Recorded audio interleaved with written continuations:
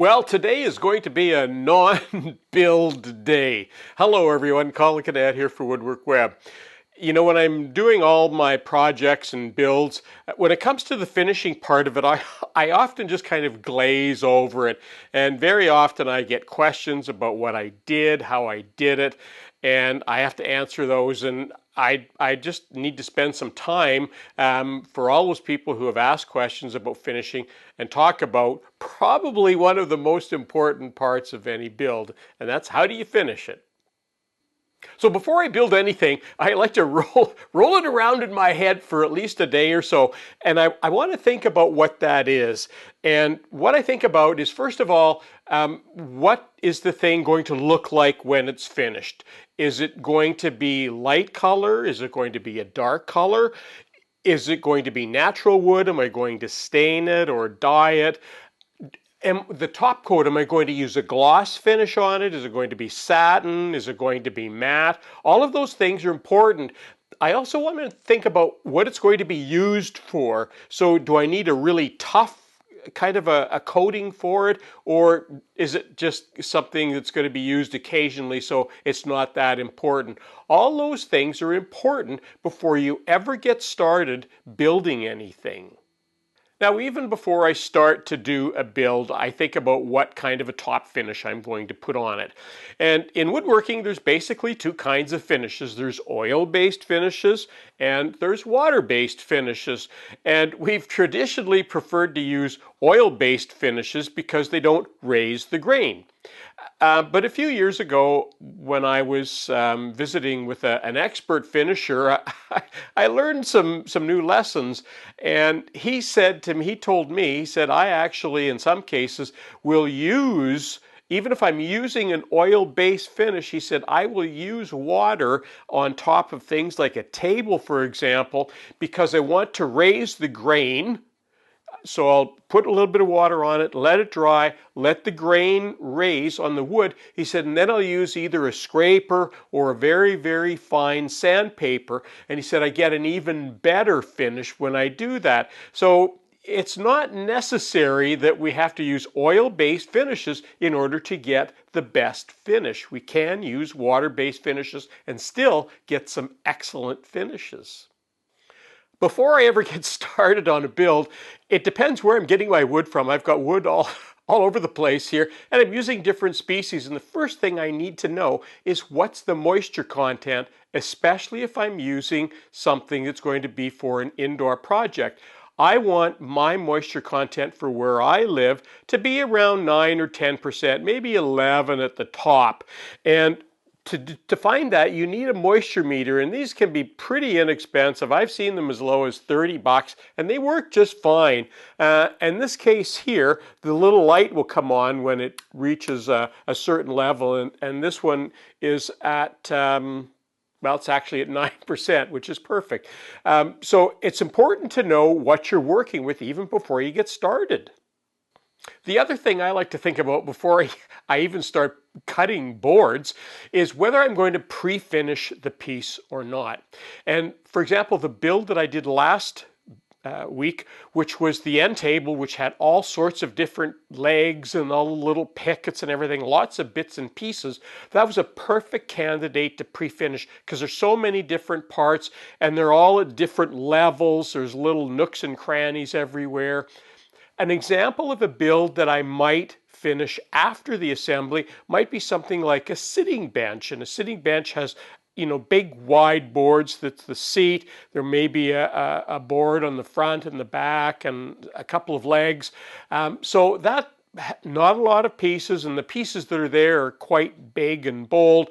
That would be a candidate that you might want to finish after the assembly. Now there is going to be a little bit of demonstration stuff here, and I have this board that I glued up especially for this video, and this pencil here is just something for the camera to focus on because when I zoom in, it kind of doesn't know where to focus on. So that's all that's for. So let's have a tight look at this. So here's that board, and I think if you look closely you can see where the two of them are glued up, and I've sanded it not super good, but pretty good, and you can see where the two boards meet. Now, the very first thing that I do, especially wherever I've glued something, is I run my finger over it, because you can often feel if there's bumps or something. And what I like to do is to check how well I've sanded, and I use something called rubbing alcohol, and I just put a little bit of it on a cloth, and that will help to tell me how good the sanding job is that I did. So let's move that aside for a minute. And when you run that over like that, it looks pretty good. You know, when you see the joints like that, there's obviously they were glued up, but everything looks pretty good. So in this case, I would go ahead and start putting a finish on. So let's let that dry, and we'll put a dye on. Now, if I wasn't paying real close attention, I might think that that was even part of where the grain of the wood was.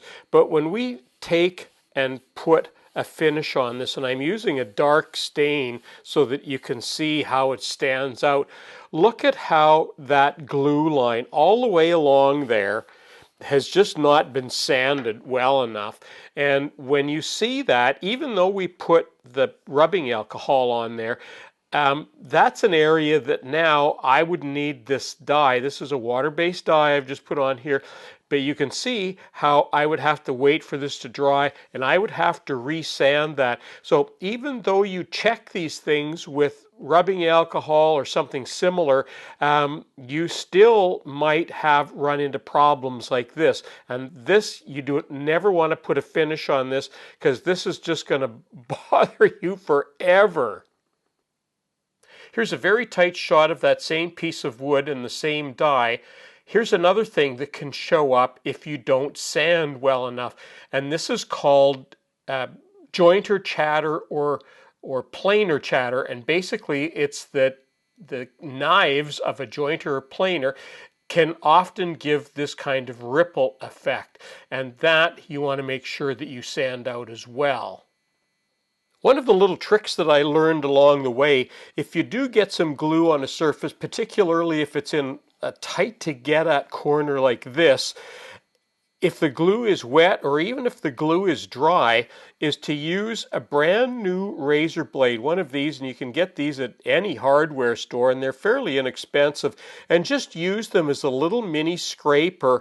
And you can do that in such a way that you often don't have to resand. You just take off a little bit like that, and it just works like magic to fix up little bits of glue that may have gotten on a surface somewhere. So sanding is really important, and you always want to start off with rough and move to fine. And I did a video on sanding some time ago, so I'll put a link to that in case you haven't seen that, and that'll give you a little bit more information on the sanding aspect.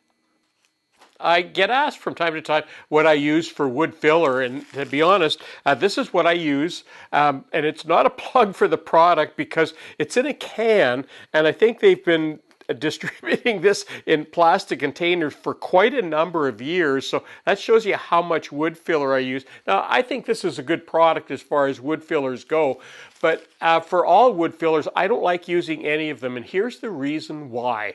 When you use a wood filler, it's often hard to match the color because they don't take dyes and stains very well at all. But even if you do match the color, a lot of woods get darker as they get older, particularly things with tannin in them like oaks.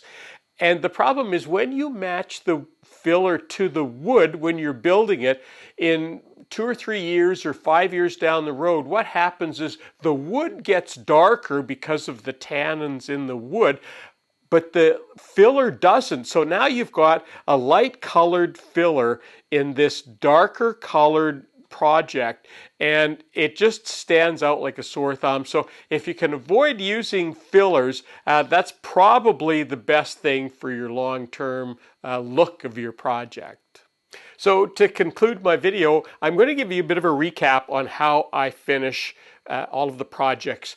And it almost doesn't matter what finish I use the same technique. And that is, I will sand the wood to about 150, 180 grit. And especially if I'm using like a water-based dye like I did on this, I will then use, after it's dry, I will either use a scraper or about a 300 grit sandpaper and just very lightly give it a light sanding so that it's nice and smooth. Then I will use what we call a tack cloth, so something with the rubbing alcohol on it, and I would just lightly take off all of the dust. It's important that your project is clean. Then I'll put the first coat on of whatever it is I'm going to use. Then after the first coat is dry, I will give another very light sanding of about a 300 grit, and I'll often use a bit of water with that, so a little bit of water, and just lightly go over it just to take some of the nubs off that might be there. Then I'll put the second coat on. I'll do the same with the second coat, so a very light wet sanding. Then I do a third coat, and after the third coat I will do another very light sanding with probably more like an 800 grit. And you have to be very careful that you don't go too far with that, but a wet sanding with about an 800 grit will give you a nice smooth finish. And I almost always will top that off with a wax, and that will give you, it sort of blends everything in and gives that very, very silky smooth feel to it. And that's the technique that I use for finishing almost everything that I do. Well, and that concludes my sort of brief overview of what I do for finishing. So now you know all the things that go on behind the scenes that can take days that I don't show you every intimate detail of, but now you know the technique that I use for doing all of my finishing. So if you haven't subscribed, we ask you to do that. I'm Colin for WoodWorkWeb. Thanks for watching.